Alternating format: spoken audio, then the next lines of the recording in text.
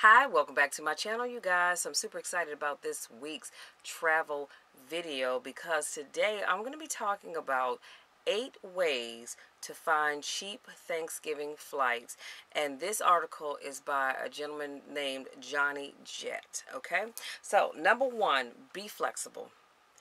Without a doubt, the key to finding cheap Thanksgiving flights is to be flexible. And for real, any flight that you can think of, no matter where you're going or what time of the year it is, you always have to be flexible. Now, I know that there are going to be some times when we can't be flexible because we have to be someplace at a certain day and a certain time. So flexibility is just not there for us. But if you can be flexible, you can actually find some really good deals on flights. And if you can't be flexible, then you aren't going to get a deal, so you can stop reading right now. Or you can stop listening, I should say, right now. So it's not that difficult to figure out the most expensive time to fly is when everybody else is flying, right? So, for example, Thanksgiving this year is on a Thursday. It's always on a Thursday, November the 28th. So, and you will probably want to leave on Wednesday, the 27th, correct? Before and return on Sunday, December the 1st, or early morning on the Monday, December after. Well, that's leaving the day before may not necessarily get you the best deal. You might want to think about leaving on Tuesday. Now, that's if you can, because I do understand that not everybody can leave on Tuesday. So, I got that. Everybody can't do that. But if you can, you might want to leave on Tuesday versus Wednesday. And then you may decide you want to come back on Tuesday versus Monday. I know my dad, he is a stickler. He never flies back on a Monday. He always flies back home on Tuesday when he travels. Number 2, consider the time of day. Since everyone wants to leave right after work or when the kids get out of school, don't enter into a specific time when searching for a flight. Generally, the most expensive times to fly are peak business travel hours, which are 8 a.m. to 10 p.m. and 5 p.m. to 7 p.m. Cheaper seats tend to depart early in the morning, 5 a.m. to 7 a.m. And let me put a pin right here. Honey, if y'all know my sister, you flying with her, you getting on that 5, 6 a.m., actually about 5:30 a.m. flight, okay? She believes in getting where she's going early. Me, I'm a late flight person because I do not like to get up early. But when you're flying with her, honey, you getting up early. Midday, noon, or late in the evening, like after 8 o'clock. I can't honestly say that I've ever flown after 8 o'clock. But as you can see, that would probably be one of the better times to go. Number 3, alternate airports. Another money-saving trick is not only to be flexible with dates and with times, but also with airports. For example, rather than flying into or out of, let's say you're going to Miami, when you go down to South Florida, check out flying into Fort Lauderdale, which is 25 miles north and usually is much cheaper. To see, oh, and then he went on to give an example about flying from LGA to FLL on Wednesday, November the 27th, and returning on Sunday, December the 1st. The round trip price is $307. If you're a family of 4, it might be worth traveling the extra 25 miles to save $1,500, okay? I don't know about you guys, but that's worth saving. Last month, I think I told you guys that I went to where did I go? To Detroit for my cousin Pam's wedding, which was a beautiful wedding, by the way. And my sister was her event planner. And so normally if I go to Lansing, because the wedding was actually in Lansing, I would fly into Lansing Airport. However, because it is a little pricier, it's cheaper to fly from BWI or even National Airport into Detroit. Now, here's the problem. To do that, you have to have a car because it is like 88 miles, I think it is, from Detroit to Lansing. So you have to have a car. So my sister said, no, we're going to save some money. We're not going to fly into Lansing. We'll fly into Detroit. rent an SUV, which we did, loaded it up with our luggage and stuff, and drove the 88 miles to Michigan. Had a great time. Drove the 88 miles back to Detroit, got on the plane, and headed on back home. So you might want to think about flying out of an airport that's not so close to your home, okay? Number 4, stay away from the low-cost carriers and basic economy fares. So when you do a flight search, don't just grab the cheapest fare that you see. Please don't do that. And I know a lot of times we do, right? Especially from a low-cost carrier, because it could end up costing you much more than you think.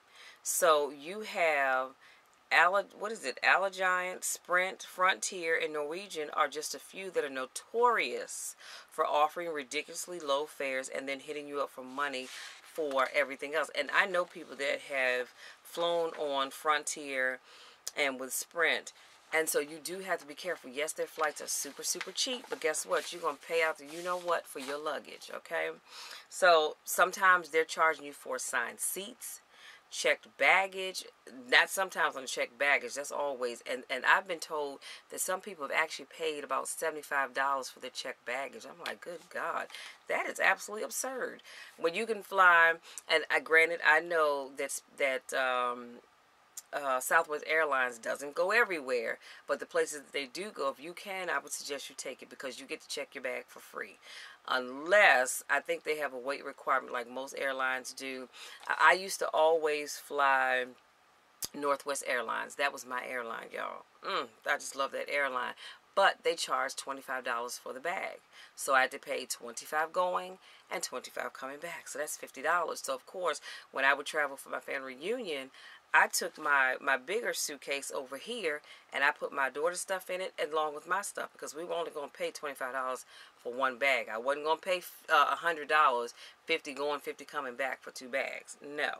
So the worst part is that now that legacy airlines like American, Delta, and United don't want to lose out, so they're now offering the same kind of fares. So make sure you read the fine print on your fare before you buy, even from the mainline carriers, because like I said, they all want to drag you in with cheap fares, but then they hit you with fees for everything else. Number 5, choose Southwest Airlines, and I just say that if you're checking bags. Southwest was the original low-cost carrier, so it's ironic that they're the only carrier that doesn't charge for checked bags. Every other airline does. They offer the first and second checked bag for free, which most airlines would charge an extra $120 for on a round-trip ticket. If you're planning on checking bags and don't have elite status or an airline brand credit card where one of the perks is free luggage, then check to see if Southwest Airlines is flying your desired route. Did I just say that? Remember, their fares don't show up in any search engines except for their own, so you need to go to southwest.com. Oftentimes people will say, hey, Michelle, can you check to see if you can get me a cheap flight flying out of wherever? And when I go and check my source as a travel agent, they're absolutely right. Southwest does not come up in anybody's search engine, so you've got to go to southwest.com to get their fares. Number 6, sign up for fare alerts. If you don't want to consistently have to check airfare manually, and I would suspect that most of us don't, then you're going to want to sign up for fare alerts. Many sites offer this free service, including Google, Kayak, and Yapta.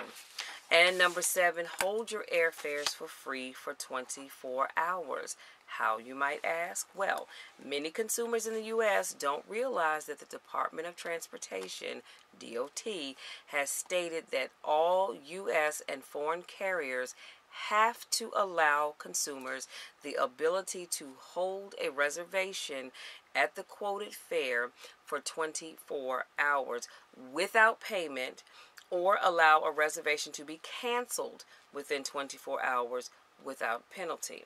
So, and you can go and pull that up on the Department of Transportation's website to look that up for yourself, because this was new to me. I had never heard of that.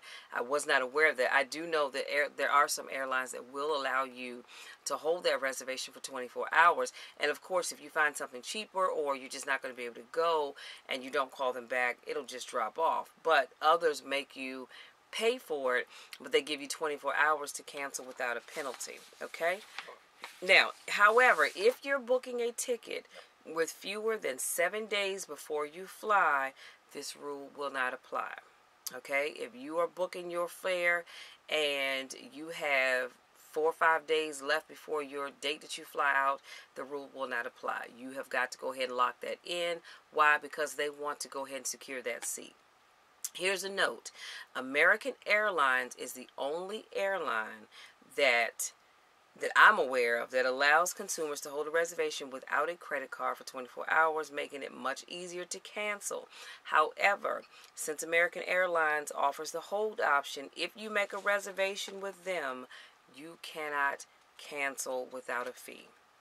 Okay? If they hold that reservation, no, I'm sorry. If you make your reservation, you pay for it and all that, and you come back, even within 24 hours, you can cancel it, but there is going to be a fee to do that. Okay? Number 8, use frequent flyer miles or credit card points. Duh, no brainer, right? So it's almost impossible to use your airline frequent flyer miles during the holidays unless you're flexible with the dates, or you're willing to use double or triple the usual amount. So I don't recommend the latter, but one Thanksgiving, the author of this article said that, you know, he was able to use 12,500 American miles to get his wife from Los Angeles to Toronto the Friday after Thanksgiving. So here's a bonus. Consult a travel agent. Okay, consult a travel agent.